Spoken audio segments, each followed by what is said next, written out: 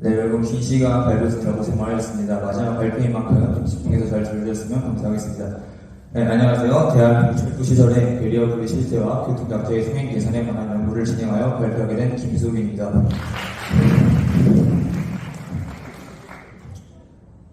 네, 발표를 시작하기 앞서 목차를 설명드리도록 하겠습니다. 서론, 이론적 배경, 선행적으로 검토, 연구, 정책적 제안, 결론 순서로 발표를 진행하도록 하겠습니다.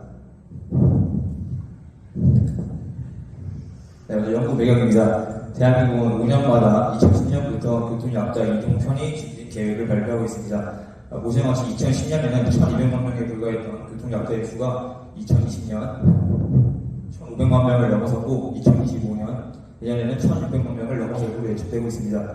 오른쪽 그래프를 보시면 알 수 있듯이 2026년 내후년에는 교통약자의 비율이 전체 인구 대비 32.7%, 그러니까 전체 인구의 약 3분의 1이 교통약자로 분류된다는 그런 통계가 있습니다.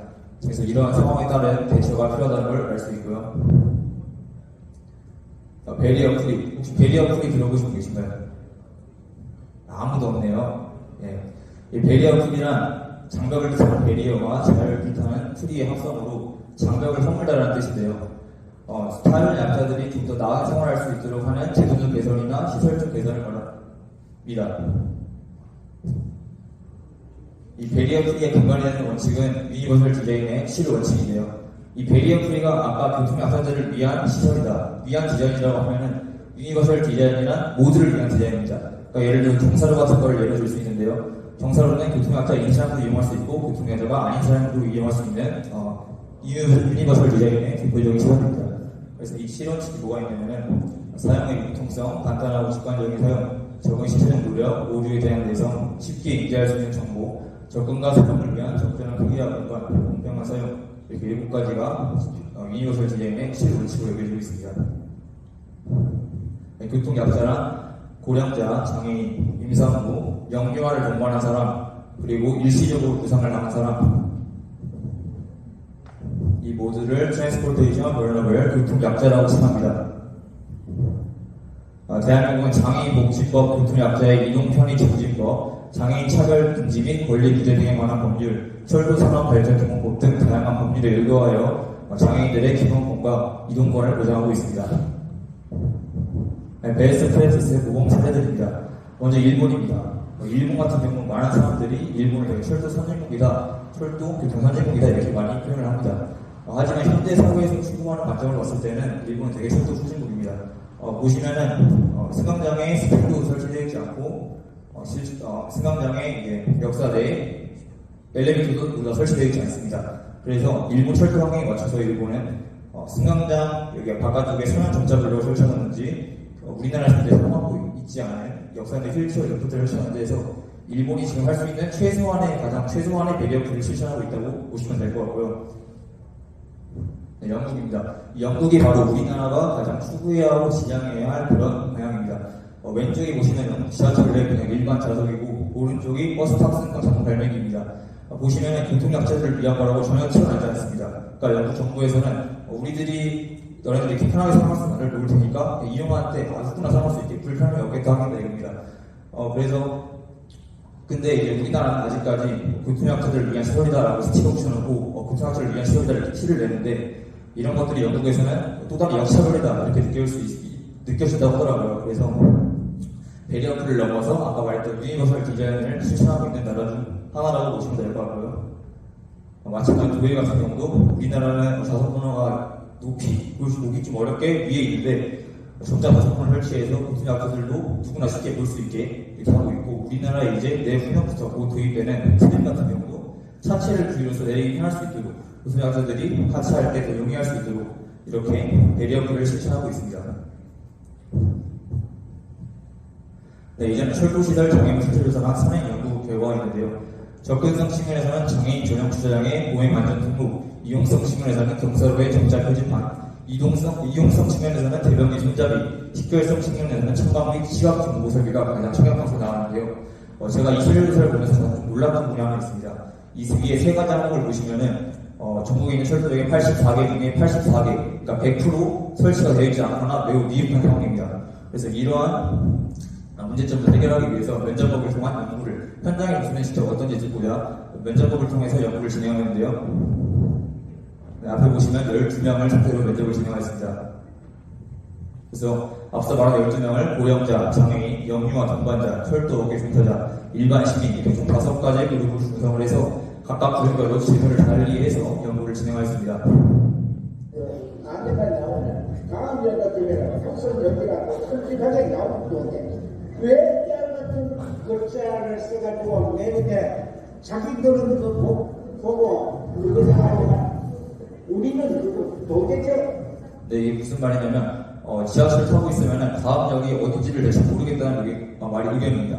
솔직히 이건 일반인도 쉽게 공감할 수 있는 조건 중에 하나인데요. 특히 고령자분들은 눈이 잘 안 보이지 않습니까? 그래서 그런 부분에 대한 어려움을, 불편을 호소하고 계셨고 장애인 그룹 같은 경우는 지하철을 타면 많이 쳐다보거나 혼잣말을 하는 어르신들이 많아요 라고 얘기를 하셨습니다. 솔직히 예전에 비해서 많이 인식이 개선되긴 했지만 아직까지 그러한 불편함이 남아있다 이렇게 얘기를 하셨고 이거는 공식적으로 실제로 같은 동선이 아니죠. 구석에 있는 경우도 있고. 네, 우리가 계단 옆에 보면 바로 엘리베이터가 있지 않잖아요. 그래서 엘리베이터를 타려면은 되게 먼 거리를 돌아서 이동을 해야 되는데 그런 부분에 대해서 불편을 호소하고 있고 이에 인상도 할인 말고도 영어가 있는 부모들이라면 할인 혜택을 또 줬으면 좋겠다. 시설이 있는데 관리가 안 된다 그런 의견들이 있었습니다. 이 열차 구성하는 게 뭐냐면요. 우리가 무궁화호를 탈 때 계단을 오릅니다. 근데 그 이유가 승강장의 높이보다 열차 높이가 더 높기 때문입니다. 근데 열차 높이와 승강장 높이를 일치하게, 승강장 높이를 더 높게 시공을 해서 일치하게 만들어준다면은 계단을 탈 필요가 없어지겠죠. 그러면은 교통약자들이 이동할 때 편리해진다는 겁니다. 그래서 이 철도 업계 종사자분이 말씀하시는 거는 이런 열차 구성화를 해야 해서 이동에 불편함이 없게 해야 된다. 이게 가장 시급하다라는 의견이고 그리고 특정 교통약자들이 배려받는다는 느낌 없이도 자연스럽게 이동이 가능했다라고 느껴지는 게 가장 중요하다라고 말씀하셨습니다. 과거에 비해서는 눈살을 찌른다거나 거부감이 줄어든 건 사실이지만 아직까지는 그래도 사회적 인식 개선이 조금 더 필요하지 않나라는 생각이 들어요. 아까 장애인 그룹에서 말씀하신 것과 똑같은 맥락의 의견인데 사회적 인식 개선이 일반 시민 입장에서 좀 더 필요하지 않나라는 생각이 들 만큼 좀 필요하다는 그런 생각이고 시설적인 부분도 중요하지만 이 시설을 잘 이용할 수 있게 하는 서비스가 더 중요한 것 같고 시설에 대한 서비스나 콘텐츠를 어떻게 확보하느냐가 더 중요한 시기가 된 것 같아요. 그래서 아무리 정책 위반자들이 정책을 했더라도 어르신이나 고령자, 장애인 임산부들이 쉽게 알아챌 수 있도록 그런 홍보가 가장 중요하다는 걸 말씀해 주셨습니다. 그래서 앞서 이러한 인터뷰를 바탕으로 5가지 정책을 제시해 봤는데요. 먼저 차내 LCD형 안내 기차 크기 확대, 역내 엘리베이터 동선 안내 강화, KTX 영유아 동반자 할인, 교통약자 편의시설 홍보, 교통약자 인식 개선 교육입니다. 이 두 번째 역내 엘리베이터 동선 안내 강화 같은 경우는 솔직히 지금 있는 모든 역에 있는 엘리베이터를 다 뜯어고치기에는 비용적인 문제나 현실적인 어려움이 있어요. 그래서 엘리베이터로 가는 동선을 바닥에 있는 표지판을 활용해서 유도를 활용해서 개선한다든지 스티커를 부착한다든지 해서 동선 안내를 강화하는 거고 세 번째 같은 경우는 지금 한국철도공사의 적자 문제가 시작해서 지금 당장 도입될 수 있지는 모르겠지만 이러한 할인제를 도입한다면 요즘 심각한 문제를 제기되고 있는 저출산 문제에 좀 더 해결하는 데 도움이 되지 않을까 싶어서 정책을 제시하게 되었습니다. 네, 결론입니다. 요즘 솔직히 사회적 문제로 많이 대두되고 있는 문제가 고령화 문제이기도 하고 이로 인해 발생하는 게 교통약자의 문제입니다. 그래서 저는 이러한 문제를 해결하기 위해서 현장의 모습이 가장 궁금했거든요.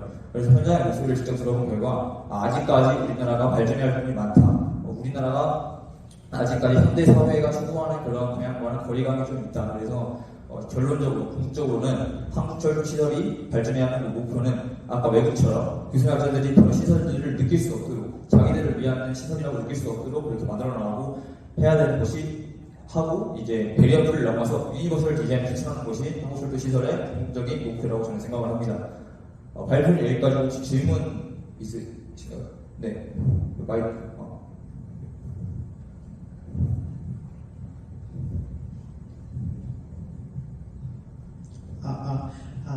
최근에 장애인 단체에서 시위가 발생한 걸로 알고 있는데 그거에 대해서는 어떻게 생각하시는지에 대해서 여쭤보고 싶거든요.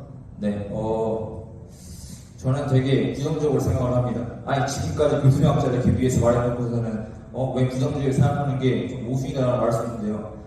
왜 부정적으로 생각하냐면은 이게 그들이 말하는 목적과 뭐 그런 것은 이해가 가지만 그거를 자기들의 이제 이동권을 보장하려고 다른 사람의 이동권과 그런 교통통행권을 방해하면 안 된다고 저는 생각을 합니다.